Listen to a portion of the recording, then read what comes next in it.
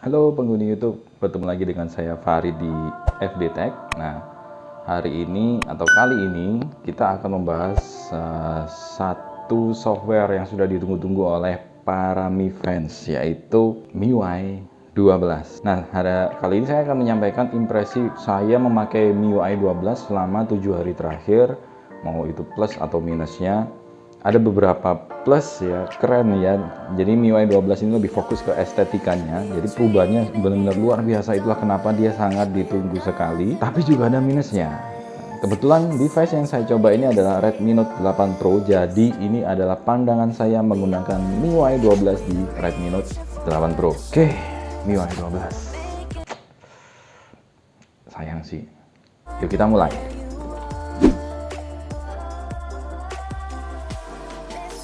Oke, perubahan yang pertama adalah dari segi UI. Yang paling ketara adalah munculnya control center dan notifikasi. Loh, bukannya jadi satu. Iya, di MIUI 12 ini dipisah. Kalau kita swipe dari kanan atas ke bawah, ya. Nah, munculnya seperti ini. Ini control center. Kayak iOS sedikit ya. Vibe-nya mirip. Tapi bagus, ini estetikanya keren kalau menurut saya dan sangat intuitif sekali. Lalu kalau kita swipe dari kiri atas ke bawah, maka panel notifikasi kita muncul. Nah, di sini muncul semua panel notifikasinya, layoutnya hampir sama. Ada satu tombol single untuk menghapus semua notifikasi. Oke, perubahan yang kedua adalah kita bisa berpindah dari satu aplikasi ke aplikasi yang lainnya hanya dengan swipe ke kanan atau ke kiri. Sebagai contoh, misalkan ya saya masuk ke dalam salah satu aplikasi saya, misalkan Play Store ini. Lalu saya tinggal swipe dari bawah ke arah samping ya, untuk berpindah ke aplikasi yang lainnya. Ya, cukup handy ya. Kalau dulu kan saya harus tekan tahan ini hingga panah sebelah kiri muncul dan muncul ikonnya, baru saya bisa kembali ke aplikasi yang berikutnya, hanya kembali saja. Tapi kalau sekarang saya tinggal swipe, cukup praktis ya. Oke, perubahan yang berikutnya dan paling ketara adalah munculnya satu fitur baru. Kalau kita tekan tahan dari swipe dari bawah ke atas, ada yang namanya floating windows sebelah kiri atas layar. Kita tekan di sini, lalu kita bisa pilih mana aplikasi yang akan kita jalankan dalam bentuk window kecil. Jadi kita bisa menjalankan dua aplikasi sekaligus, yang satunya Windows-nya kecil. Misalkan kita pilih Telegram di sini, nah terus kita pilih WhatsApp. Nah, kita bisa Twitter ya. Kita bisa bermain Twitter sambil kita cek WhatsApp kita. Ya, ini bisa diperkecil seperti yang teman-teman lihat tadi, ya bisa diperkecil. Terus bisa kita tarik kemana-mana. Diperkecil ini hanya bisa di ujung-ujung layar saja, tidak bisa kita taruh di tengah layar atau di tengah-tengah manapun. Jadi harus di ujung-ujung. Nah, ini salah satu fitur yang sangat berguna sekali. Jadi saya kalau mau balas pun tinggal klik di sini.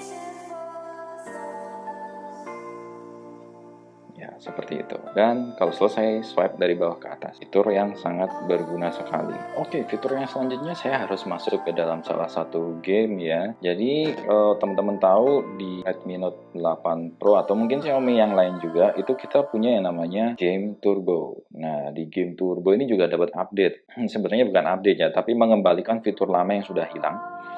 Nah, kalau dulu misalkan kita tekan tombol WhatsApp ini atau mungkin aplikasi yang ada di bawahnya, maka mereka akan muncul dalam bentuk floating window kecil. Itu ada di MIUI 10, tapi di MIUI 11 entah kenapa fitur ini hilang. Jadi ketika kita tekan aplikasi ini, kita malah keluar dari gamenya dan masuk ke aplikasi tersebut.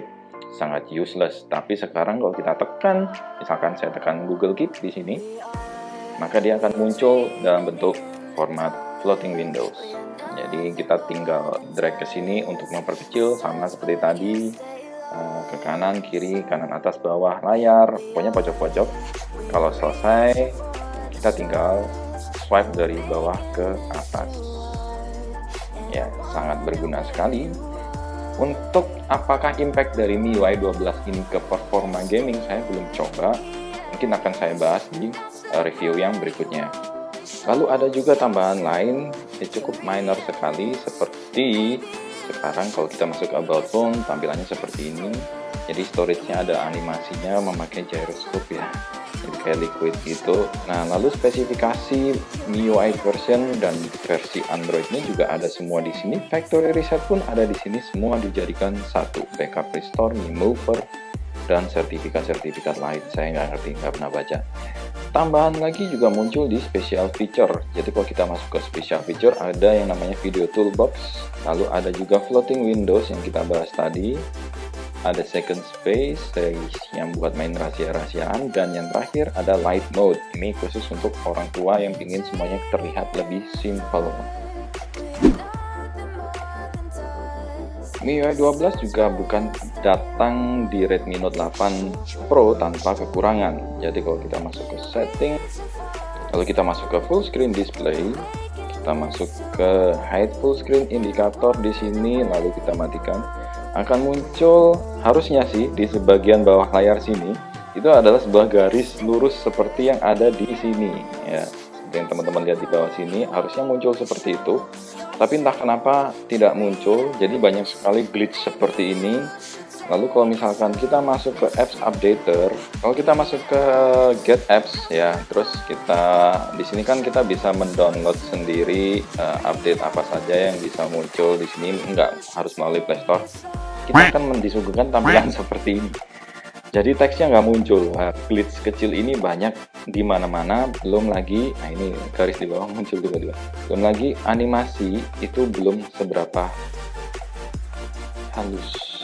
Mungkin ini akan diperbaiki di update software yang berikutnya. Satu lagi fitur keren yang tidak muncul di MIUI 12 milik Redmi Note 8 Pro ini adalah Super Wallpaper. Jadi fitur Super Wallpaper ini sempat heboh sekali karena ketika kita buka lock screen dia akan zoom in langsung ke dalam planetnya. Ya, saya sih melihat banyak sekali di forum-forum kita bisa menginstal secara manual Super Wallpaper-nya, tapi saya tidak rekomendasi karena Super Wallpaper itu hanya ditujukan untuk Xiaomi device dengan layar AMOLED. Jadi karena dia punya always on screen display-nya itu, Super Wallpaper cukup berguna di situ.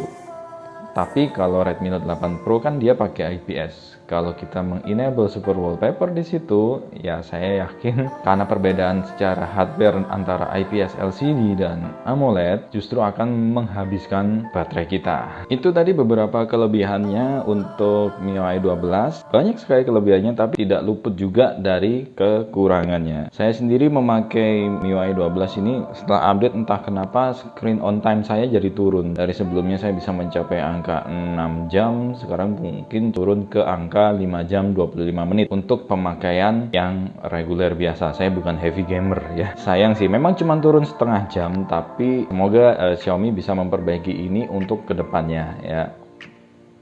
Oke, itu tadi sedikit review dari saya. Jadi kalau ditanya apakah sebaiknya kita update MIUI 12 sekarang, kalau untuk teman-teman yang ingin mendapatkan sesuatu yang fresh, yang baru, silahkan diupdate, tidak ada yang salah untuk itu. Tapi jika misalkan teman-teman mengharapkan daya tahan yang lama, lalu smoothness yang dimiliki oleh MIUI sebelum-sebelumnya, saya sih saran tahan dulu hingga ada update yang berikutnya, karena ini hanya masalah software. Jadi segala macam lag atau glitch yang dialami tadi yang sudah saya jelaskan sebelumnya itu hanya masalah software, hopefully.